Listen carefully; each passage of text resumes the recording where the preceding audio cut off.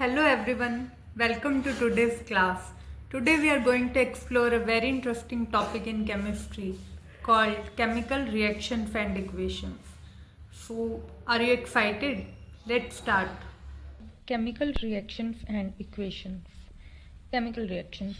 We have seen so many chemical reactions in our day-to-day life, like milk turning sour and rusting of iron. Both of these are chemical reactions because the identity of product changes. So it's not physical change because the identity of product changes, it's a chemical change. So let us see definition. A chemical reaction is a process in which one or more substances that are called reactants are changed into new substances called products. We are taking two examples. When iron reacts with oxygen and moisture, it forms rust.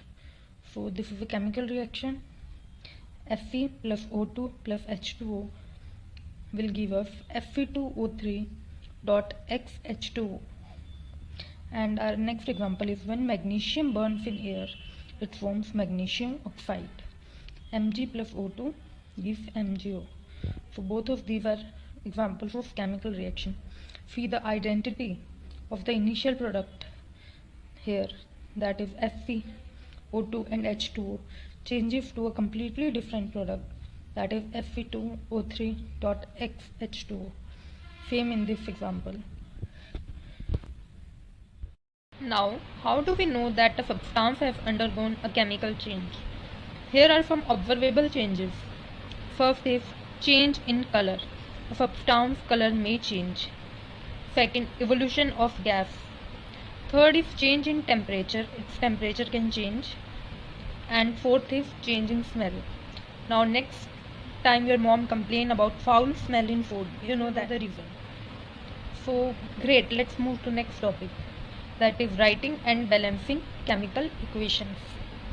Now for this, first of all we have to write a word equation, then its skeleton, and then balance it. Let us understand it by taking an example. Example here we are taking is hydrogen reacting with oxygen to form water. First of all we have to write its word equation. So we have written it here, hydrogen plus oxygen gives us water. Now skeleton equation means you have to written it by its symbolic form, that is H2 plus O2 gives us H2O. Now you might be wondering that the atoms of H2 in the left side of equation is 2 and the atoms of H2 in right side of equation is also 2. So it's all good. But the atoms of oxygen in left side is 2, but there is only one atom of oxygen in right side, so it's not possible. So let us understand it in the next part. So now, by law of conservation of mass, we know that mass can neither be created nor be destroyed. So number of atoms on both sides of the equation should be same. So for balancing it, we have counted the number of H atoms, that is 2, and here it is also 2, so it's fine. But number of O atoms here is 2 and here it's 1. So to balance it, we will multiply it with suitable constant. In this case it's 2 here because we have to equate oxygen on both sides.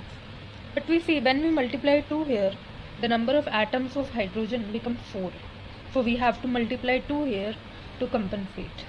I hope you understand it. Now we should keep in mind that for balancing, we should first prefer balancing metals, then non-metals, then hydrogen, and then oxygen. This sequence helps us to balance more efficiently. Now let us see one more example to clarify it further. Next example is Fe plus H2 gives Fe3O4 plus H2. Now let us see balancing step by step. First, First of all, we have to count atoms on both sides. So Fe here is 1 and Fe here is 3. So for equating the number of Fe on both sides, we have to multiply it by 3. So next step is multiply with suitable coefficients. This is what we have talked about here. So we have to multiply Fe by 3.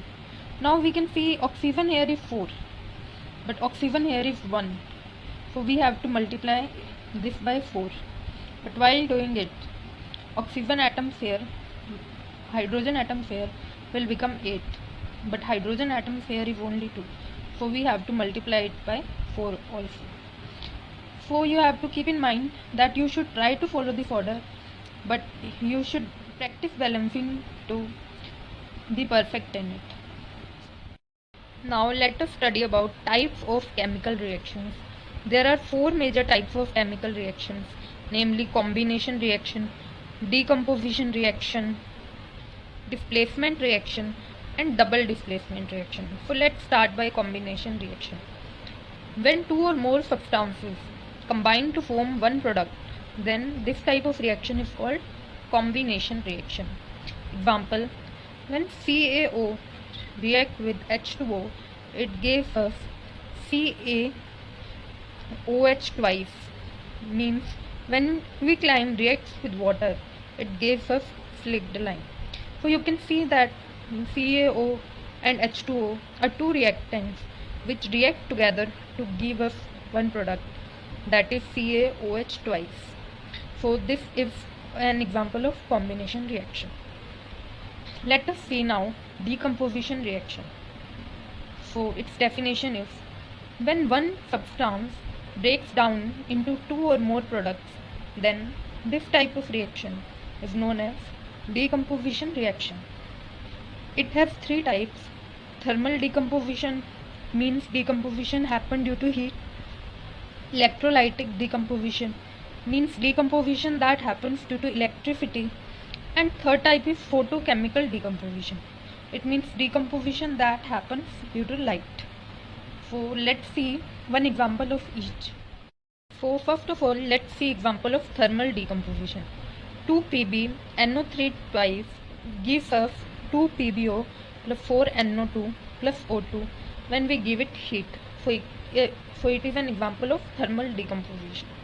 Next, when we give electricity to H2O, it breaks down to H2 plus O2. So it is an example of electrolytic decomposition. Now, when we put AgCl into sunlight, it breaks down to Ag and Cl2. So it is an example of photochemical decomposition. So you can even do this as an activity. You will see that the white AgCl will convert into grey under sunlight. So next type is displacement reaction.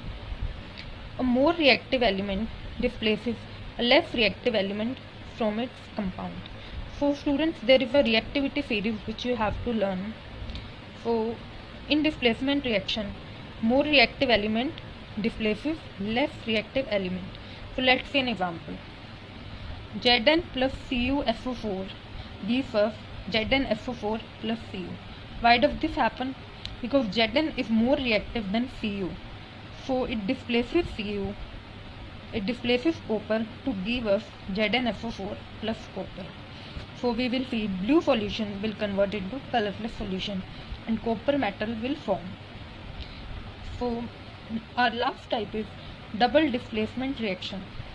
What happens in this reaction? It is exchange of ions between two compounds. When there is an exchange of ions between two compounds, we call it double displacement reaction. For example, Na2SO4 plus BaCl2 gives us BaSO4 plus 2NaCl. You see here, SO4 minus 2 is displaced and it got attached with Ba, and Cl minus 1 is displaced and it got attached with Na. So this is an example of double displacement reaction. Let us talk about oxidation and reduction. So in simple terms, oxidation is gain of oxygen or loss of hydrogen. You can understand it by its name that it's gain of oxygen. Okay, that's a simple way to remember it. And reduction is its just opposite, that is gain of hydrogen or loss of oxygen. So this is known as reduction. Let's understand this by example. CuO plus H2 gives us Cu plus H2O. Now we can see there is one oxygen here, but Cu loses it in product side while forming product. So CuO is reduced to Cu. This is reduction. Why? Because there is a loss of oxygen. And we can see here H2 is oxidized to H2 because there is a gain of oxygen. And when both of these reactions happen together, it is known as redox reaction. So now our last topic is corrosion and rancidity. Now you may have seen that when you leave a metal unattended, then there is a gradual destruction. Now why is it there? Let's understand now. Gradual destruction of metals due to reaction with air or moisture is known as corrosion. So metals react with air and moisture, that's why they corrode. You may have seen rusting of iron. Iron rusts due to being left in air and moisture. So let us see an example now.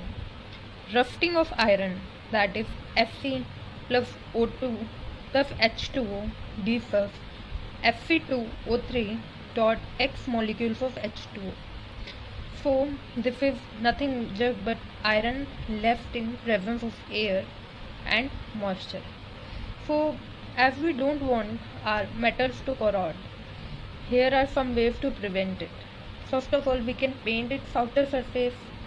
Second of all, oiling. And third is galvanization.